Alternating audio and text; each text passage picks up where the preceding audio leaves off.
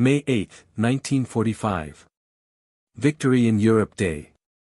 After 6 years of war, Nazi Germany had surrendered unconditionally. Across Europe, Allied soldiers celebrated. But for General George S. Patton, commanding the U.S. Third Army in Bavaria, the war's end brought new challenges. His forces now occupied southern Germany, responsible for millions of displaced persons, destroyed cities, and thousands of German military prisoners. Among those prisoners were high-ranking officers of the Wehrmacht and SS who expected to be treated according to their former rank and status. They were about to learn that Patton had different ideas about respect. 3 days after Germany's surrender, Patton's headquarters received an unusual request. General Major Kurt von Schellenberg, a former Wehrmacht divisional commander, requested a formal meeting with General Patton. Von Schellenberg was being held at a POW processing center near Munich. His message stated that he wished to discuss matters of mutual concern between officers of equal rank. The arrogance was breathtaking. Von Schellenberg seemed to believe that despite Germany's total defeat, he was still entitled to meet with Patton as an equal. Patton's staff recommended ignoring the request. But Patton saw an opportunity. By May 1945, George Patton was legendary, and not just among Americans. German commanders knew him as the Allied general who had torn through France faster than the Wehrmacht had in 1940.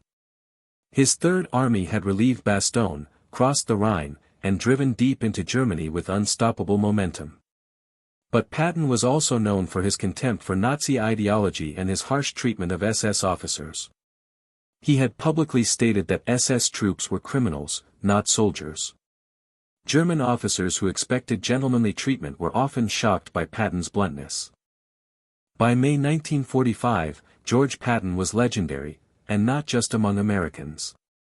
German commanders knew him as the Allied general who had torn through France faster than the Wehrmacht had in 1940. His Third Army had relieved Bastogne, crossed the Rhine, and driven deep into Germany with unstoppable momentum. But Patton was also known for his contempt for Nazi ideology and his harsh treatment of SS officers. He had publicly stated that SS troops were criminals, not soldiers. German officers who expected gentlemanly treatment were often shocked by Patton's bluntness. Kurt von Schellenberg represented everything Patton despised about the German military aristocracy. Born into Prussian nobility, von Schellenberg had been a career officer since 1922. He commanded a panzer division on the Eastern Front and later in France. He wore his Knight's Cross with oak leaves proudly and expected the deference due to a general officer. Von Schellenberg believed in the old military code. Officers, regardless of which side they fought on, shared a bond of professional respect. He expected Patton, a fellow general, to honor that code. He was about to be disappointed. On May 12, 1945, von Schellenberg arrived at Patton's headquarters in a truck filled with German enlisted prisoners. He was given no special treatment. American MPs treated him like any other POW, searched, documented, and processed. Von Schellenberg protested that he was a general officer and demanded appropriate respect. The American sergeant processing him replied, "You're a prisoner. That's all you are now." Von Schellenberg was kept waiting in a bare room for 2 hours. No chair. No water. No courtesy. This was Patton's first lesson: your former rank means nothing here. When von Schellenberg was finally brought to Patton's office, the setup was deliberate psychological warfare. Patton sat behind a massive desk, elevated slightly so he looked down at visitors. American and Third Army flags flanked him. On the walls were maps showing the Third Army's advance across Germany, a visual reminder of German defeat. Von Schellenberg stood in the center of the room. No chair was offered.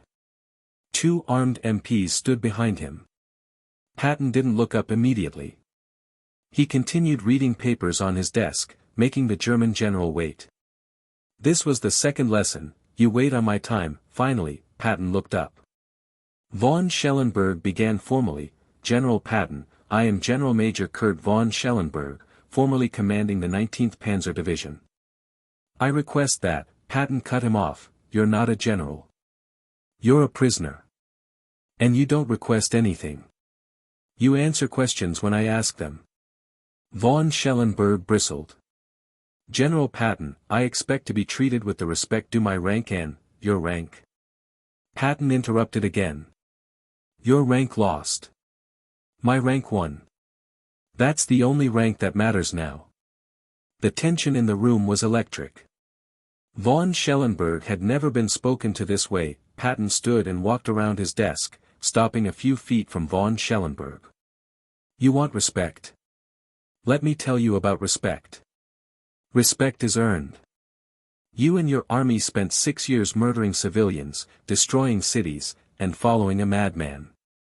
You lost any claim to respect the day you put on that uniform and swore loyalty to Hitler. Von Schellenberg tried to protest, I was a soldier following orders, don't. Patton's voice was hard. Every war criminal says that. You had choices. You made them. Now you face the consequences. This was Patton at his most direct, no political niceties, just brutal truth.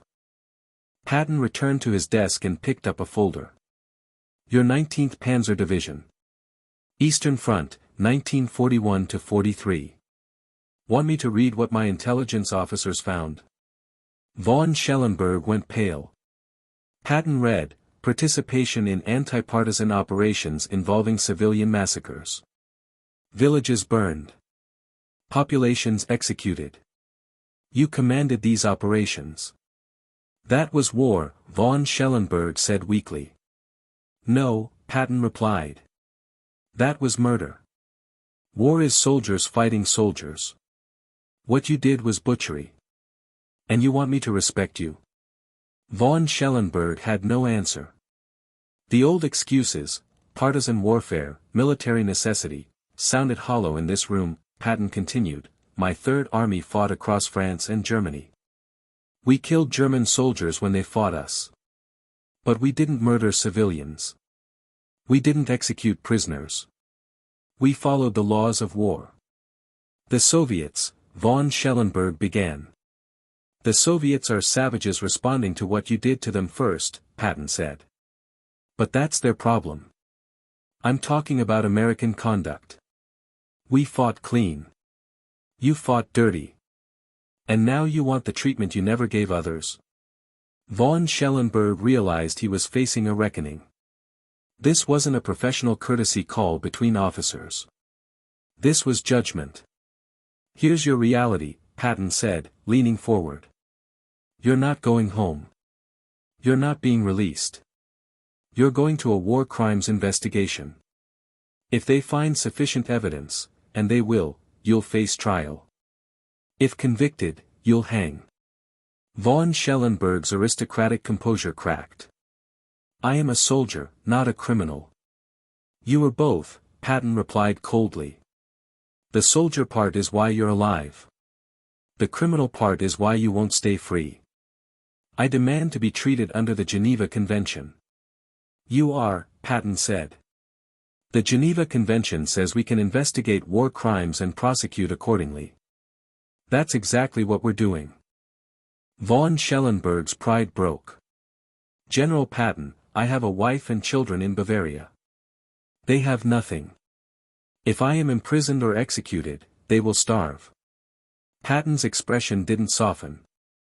Should have thought of that before you joined the Nazi Party and participated in war crimes.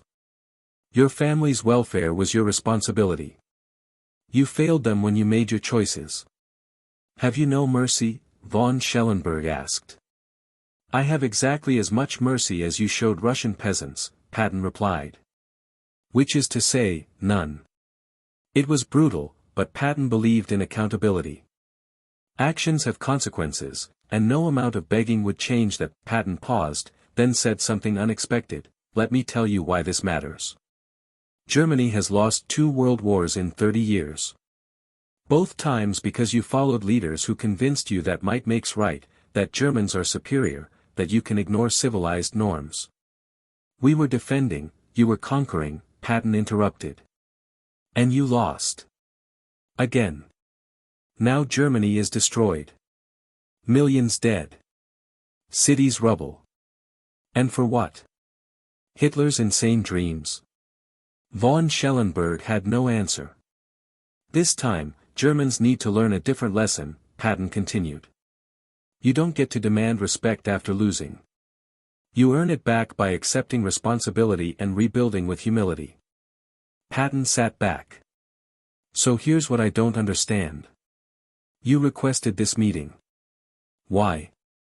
What did you think would happen? Von Schellenberg hesitated. I thought, as professional soldiers, we could speak frankly. I wanted to explain that not all German officers were Nazis. Some of us were just serving our country. You thought I'd sympathize? Patton asked incredulously. You thought I'd say, oh, you were just following orders, no hard feelings. I thought you would understand the position we were in, von Schellenberg said. I understand perfectly, Patton replied. You had choices. You made bad ones. Now you pay the price. That's reality. Patton stood again. I've met German officers who genuinely opposed Hitler but served anyway because they loved Germany. I've met Germans who tried to assassinate Hitler. I've met Wehrmacht officers who refused illegal orders and accepted the consequences. Then you understand, von Schellenberg began hopefully. What I understand, Patton cut him off, is that you're not one of them. You didn't refuse orders. You didn't join the resistance. You commanded war crimes and now want sympathy for following orders you could have refused. I would have been executed. Then you die honorably instead of living dishonorably, Patton said simply. That's what courage means. Patton's voice took on personal edge. I fought across Europe for 3 years. I've seen what you people did. Concentration camps. Slave labor. Murdered civilians. Cities destroyed for no military reason. Not all of us, all of you, Patton said firmly. Every German officer who didn't resist enabled it. Every soldier who followed orders made it possible. You don't get to separate yourself from the crimes your government committed in your name. We didn't know about the camps, von Schellenberg said weakly. Lie, Patton said flatly.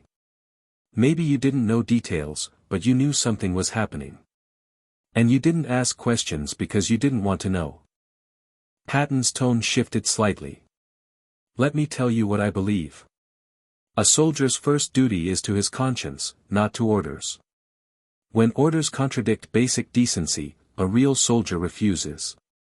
That's what separates warriors from murderers. Easy for you to say, von Schellenberg muttered. You fought for the winning side. We fought for the right side, Patton corrected. There's a difference. And yes, that made choices easier. But you still had choices. What would you have done in my position? Von Schellenberg asked desperately. I'd have refused criminal orders and accepted the consequences, Patton said. Or I'd have joined the resistance. Or I'd have done something other than participate in atrocities. Von Schellenberg slumped. You're right. I knew. Not everything, but enough. I told myself it was war. I told myself I was protecting Germany. I told myself that if I refused, someone worse would replace me. At least you're finally being honest, Patton said. Yes, someone worse might have replaced you. Or someone better might have. You didn't try to find out because it was easier to follow orders. I'm not a monster, von Schellenberg said quietly. Maybe not, Patton replied. But you enabled monsters. And now you face the consequences. This moment of honesty changed nothing about von Schellenberg's fate, but at least the pretense was gone. Patton walked to the window, looking out at occupied Munich. You asked about respect. Here's how Germany earns it back. Accept responsibility. Stop making excuses. Rebuild as a decent nation that respects law and human rights. Under American occupation, von Schellenberg asked bitterly. Better than Soviet occupation, Patton said. And temporary. We Americans don't want to rule Germany forever. We want Germany to rule itself, democratically, peacefully. You think that's possible? I think it has to be, Patton said. Because the alternative is another war in 20 years. And next time, the weapons will be worse. Von Schellenberg nodded slowly. What do you want from us? Patton turned back to von Schellenberg. What I want from German officers like you. First, honesty. Admit what you did. No more, just following orders. Own your actions. Second, cooperation. Help us document Nazi crimes. Testify about what you witnessed. Help bring war criminals to justice. Third, teach the next generation different values. If you survive prison, spend your remaining years telling young Germans not to follow your example. That's how you earn respect back, Patton concluded. Not by demanding it based on former rank, but by proving you've learned from your mistakes. Von Schellenberg listened in silence. I'll cooperate, von Schellenberg said finally. I'll testify about what I saw. I'll accept responsibility for my role. Good, Patton said. That doesn't erase what you did. You'll still face trial. But it's a start toward redemption. Will you speak on my behalf? Von Schellenberg asked. No, Patton said bluntly.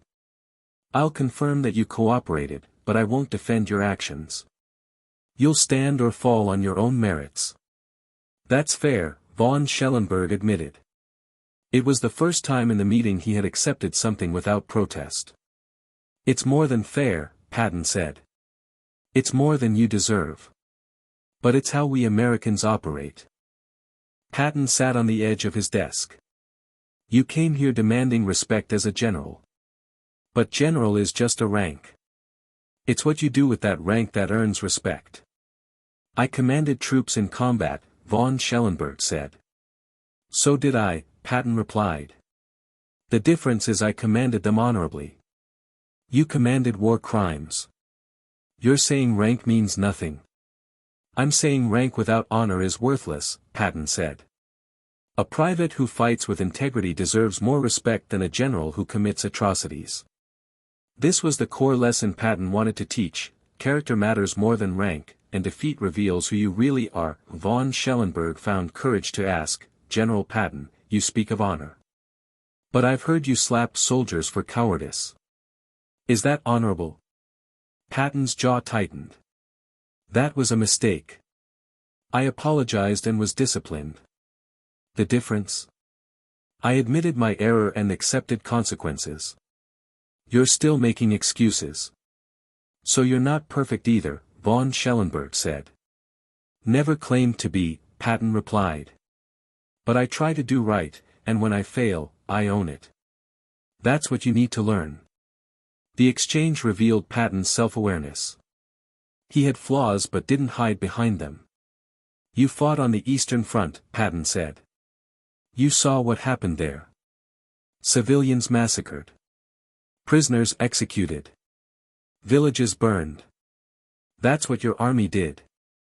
The Soviets did the same, von Schellenberg protested.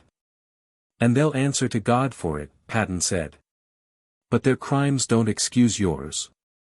Two wrongs don't make a right. The Eastern Front was different. War is war, Patton interrupted. Civilians are civilians. Murder is murder. Geography doesn't change morality. Von Schellenberg realized Patton wouldn't accept the Eastern Front was hell excuse that many German officers used. Patton leaned forward. Here's something you need to understand. In 10, 20 years, some Germans will romanticize this war. They'll talk about brave German soldiers fighting impossible odds. They'll write memoirs about honor and sacrifice. What's wrong with that? Von Schellenberg asked. Because it will ignore why you fought and what you fought for, Patton said. You didn't fight for Germany's survival. You fought for Hitler's conquest. There's no honor in that.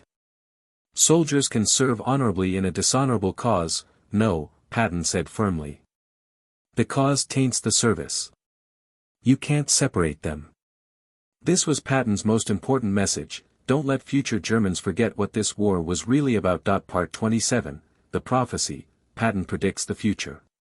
Let me tell you what's coming, Patton said. Germany will be divided. The Soviets will take the East. We'll take the West. Berlin will be split. It'll stay that way for decades. How do you know? Von Schellenberg asked. Because Stalin wants Eastern Europe and we're not going to war with the Soviets to stop him, Patton said. So Germany pays the price for starting this war. When will Germany be united again? When Germans prove they've learned their lesson, Patton said. When you've built a democratic, peaceful nation that respects human rights. 20 years. 50. Depends on you. History would prove Patton partially right. Germany reunified in 1990. Patton stood, signaling the meeting was ending. You got your audience with me. You demanded respect. Instead, you got reality. Understand the difference now? Yes, General, von Schellenberg said quietly. Good. You'll be transported to a detention facility for war crimes investigation. Cooperate fully. Maybe you'll see your family again someday. Maybe not. That's up to the investigators and courts. Thank you for your time, von Schellenberg said, almost reflexively. Don't thank me, Patton replied. Thank the fact that Americans believe in trials instead of summary execution. If you'd been captured by the Russians, you'd already be dead. Patton nodded to the MPs, get him out of here. After von Schellenberg was removed, Patton's chief of staff asked, was that necessary, sir? Being so harsh? Absolutely, Patton said. These German officers need to understand that their defeat is total. No more, we were just soldiers excuses. No more appeals to professional courtesy. Do you think he learned anything? Maybe. Probably not enough. But the word will spread among German POWs. They'll know that demanding respect from me gets them a lecture, not sympathy. Some will call it cruel, the chief of staff said. Some will call it honest, Patton replied. I don't care which. I care that they understand reality. The meeting had served its purpose. The story of Patton and von Schellenberg illustrates a crucial truth: defeat reveals character.